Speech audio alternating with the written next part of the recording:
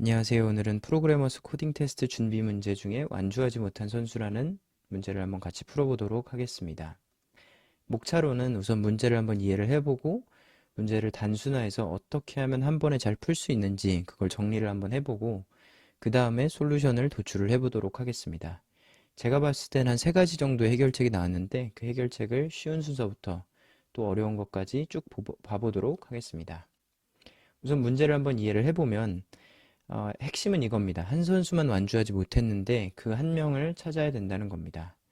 그 한 명은 어떻게 찾냐면 선수들의 이름이 담긴 배열 파티시펜트에서 완주한 선수들의 이름이 담긴 배열 컴플리션을 비교를 해보고 그 중에 한 명이 누군지 그걸 찾아서 리턴하도록 하는 솔루션 함수를 작성하면 된다라고 정리가 되어 있습니다. 제한사항으로는 참여한 선수의 수가 1명에서 10만 명 이하다. 그리고 컴플리션의 길이가 파티시펜트의 길이보다 1 작다. 또 참가자의 이름은 1개 이상에서 20개 이하의 알파벳 소문자이고 참가자 중에 동명이인이 있을 수 있다 라고 정리를 해줬습니다. 입출력 예시를 보면은 간단합니다.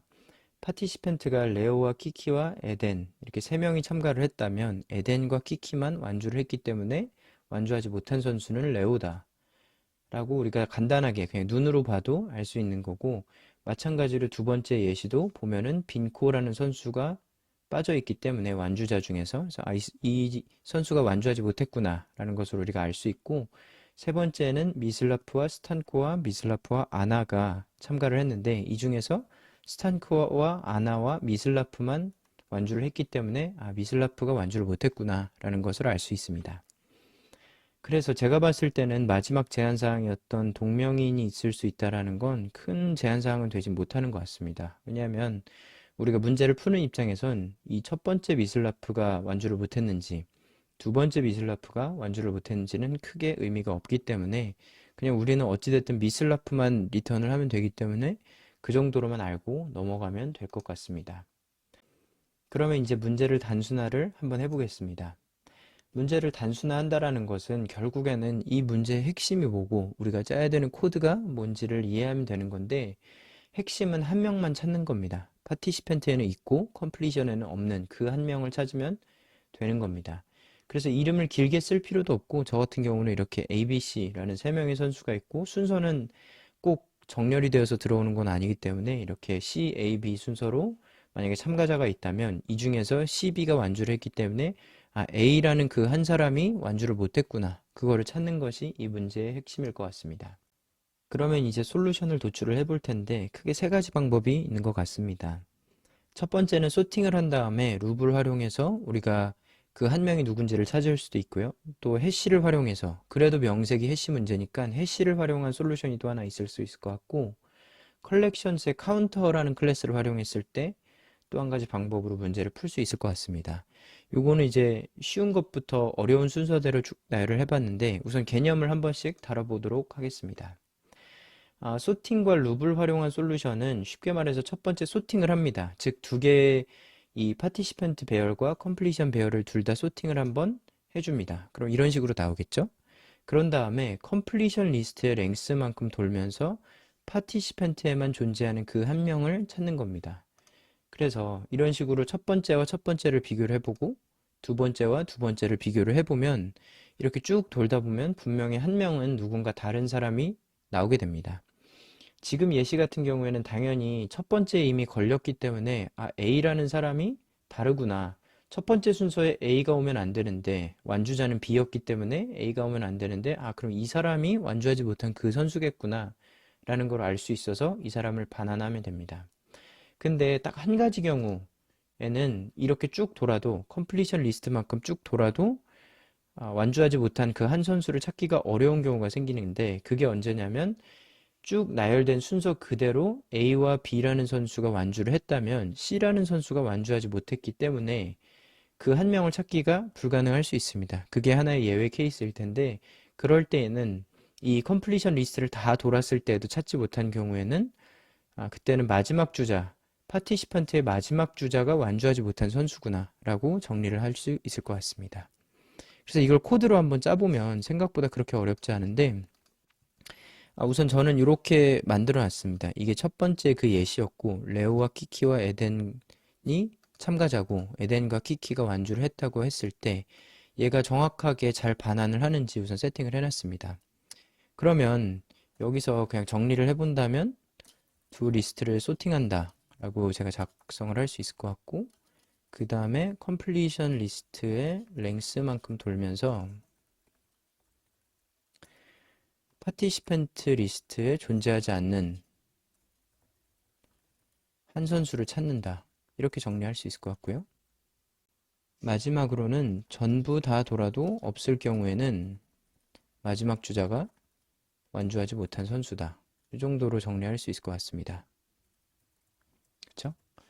그러면 이걸 코드를 이제 하나씩 짜보면은 두 리스트를 소팅한다, 간단하죠. 파이썬이 참 좋은 이유는 이런 것들을 아주 쉽게 제공해줘서인 것 같습니다. 이렇게 하면 소팅이 완료됐습니다. 그러면 이 왼쪽에 제가 정리해 놓은 것처럼 이미 예쁘게 잘 정리가 되었기 때문에 얘를 이제 하나씩 돌기만 하면 됩니다.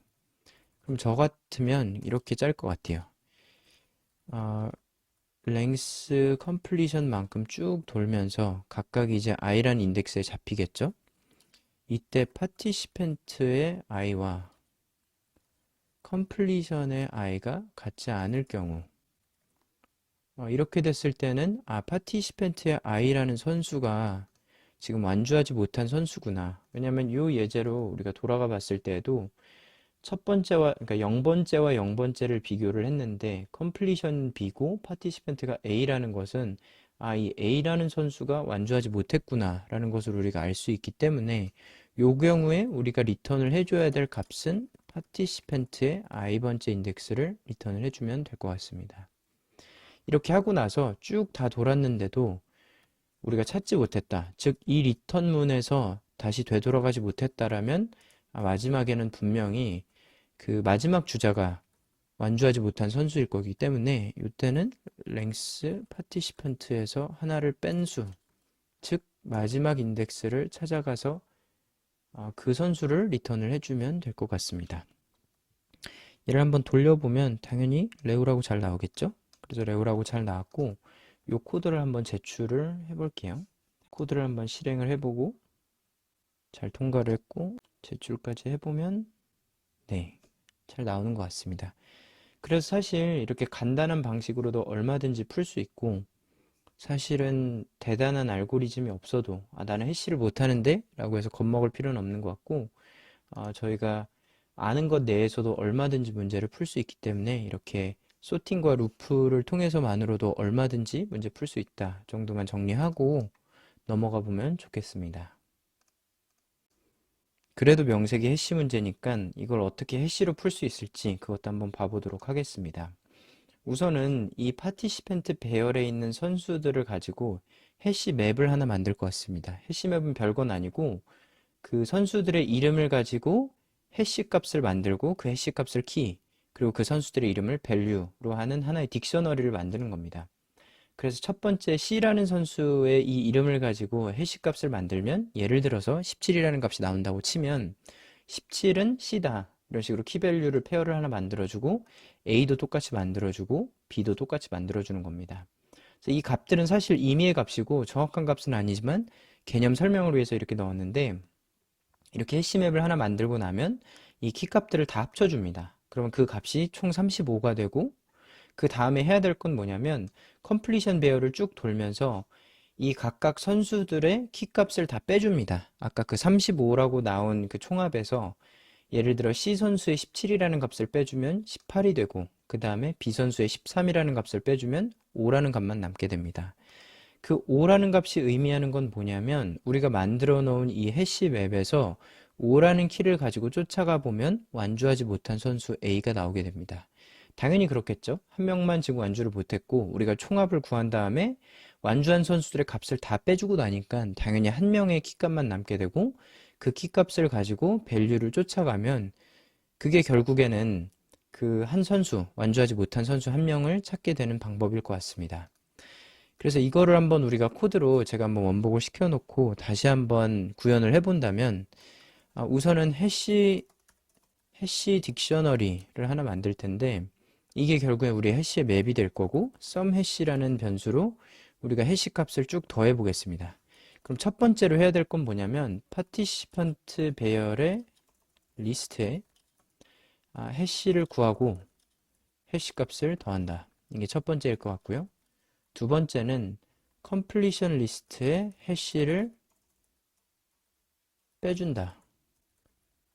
그렇게 되면은 결국에는 남은 값이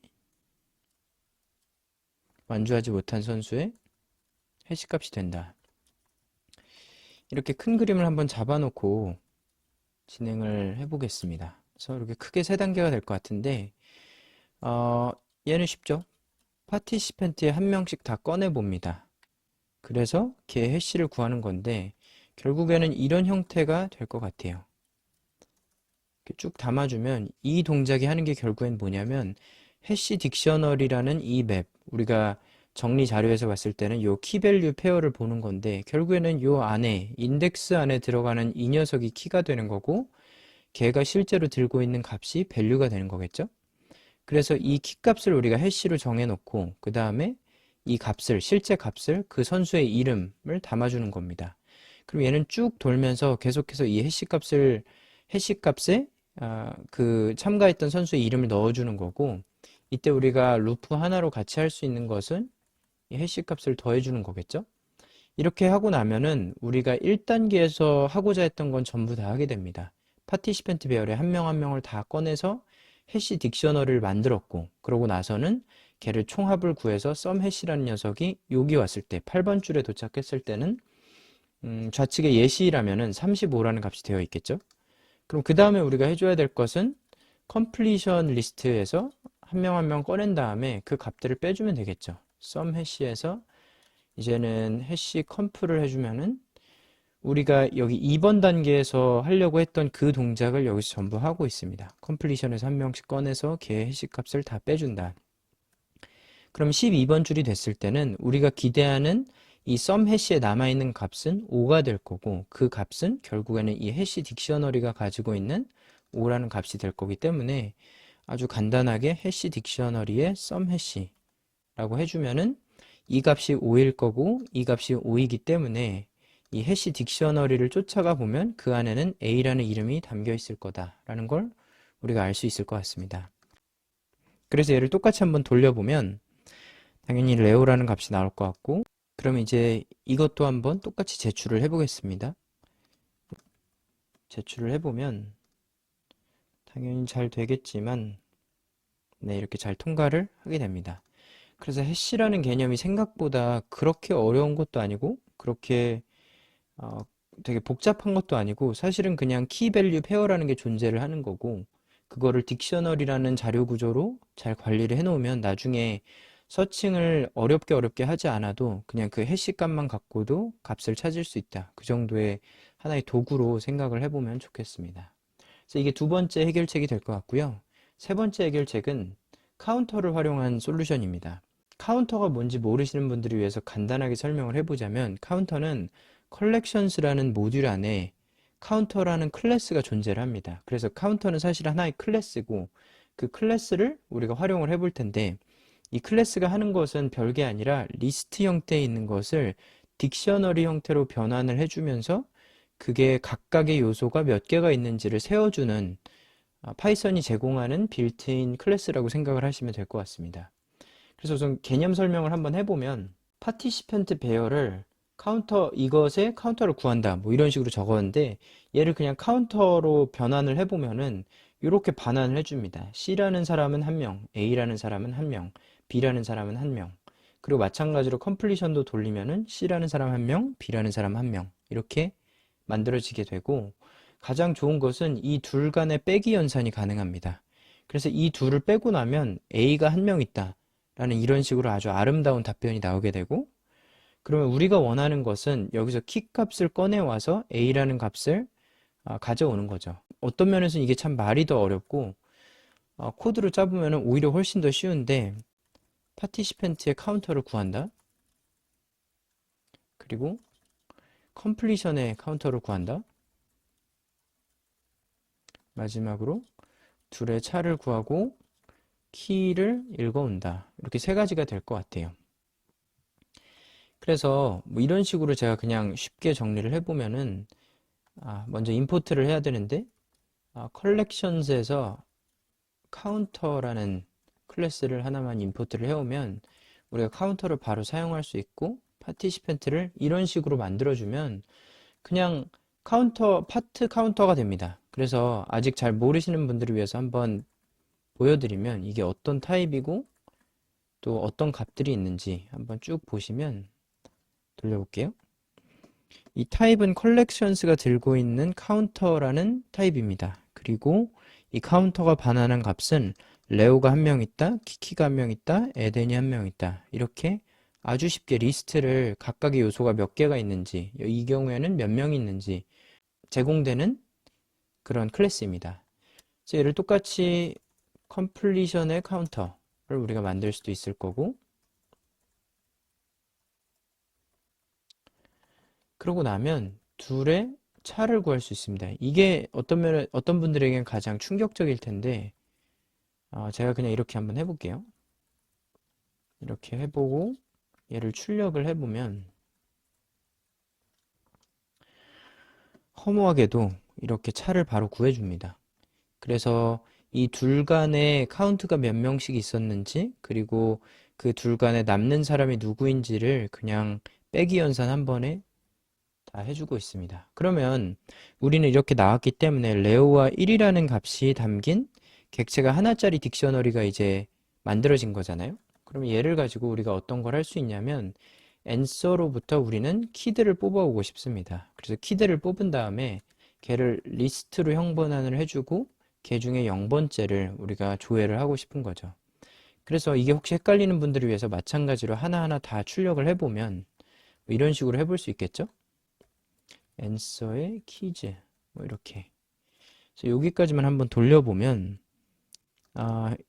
요 카운터 레오 하나짜리가 나왔고 우리가 키즈를 출력을 했을 때는 얘가 리스트로 반환이 됐고 얘를 리스트로 형변환을 하니까 정말 딱 레오라는 거 하나만 나왔는데 걔 중에 어차피 하나밖에 없으니까 0번째 인덱스를 우리가 조회를 해서 리턴을 하게 되면 최종적으로 답으로 리턴되는 건 레오가 될 것 같습니다. 그래서 이 프린트문을 다 제거하고 마지막으로 얘를 한번 제출을 해볼게요.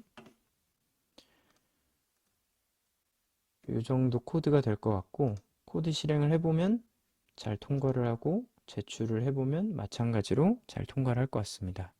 그래서 이 코드를 사실 이 정도로 길게 쓸 필요도 없고 이 설명하려고 저는 길게 썼지만 얘를 다 정리를 하고 그냥 여기서 바로 해도 되겠죠? 카운터의 completion 아니 participant죠? participant 그리고 카운터의 completion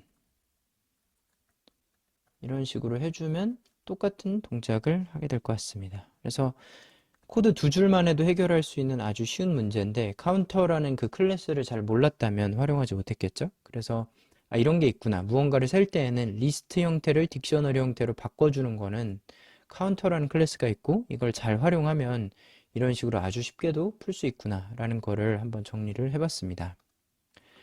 그래서 이렇게 세 가지 정도의 해답이 있을 것 같은데 어떤 방법으로든 풀면 되는 거고 우리가 어떤 방법으로든 잘 푸셨다면 그건 너무 좋은 건데 다른 방법들이 이런 것도 있구나 그리고 이런 것들을 내가 직접 한번 구현을 해보고 실제로 시험 환경에서도 내가 이렇게 할 수 있는지 그걸 한번 고민을 해보시면서 직접 해보시면 정말 큰 도움이 되실 것 같습니다. 오늘 준비한 자료는 여기까지고요. 혹시 도움이 되셨으면 구독과 좋아요 부탁드리고 그 다음에 풀이를 원하시는 문제가 있으면 댓글로 남겨주시고 질문 있으면 또 댓글로 남겨주시면 답변 드리도록 하겠습니다.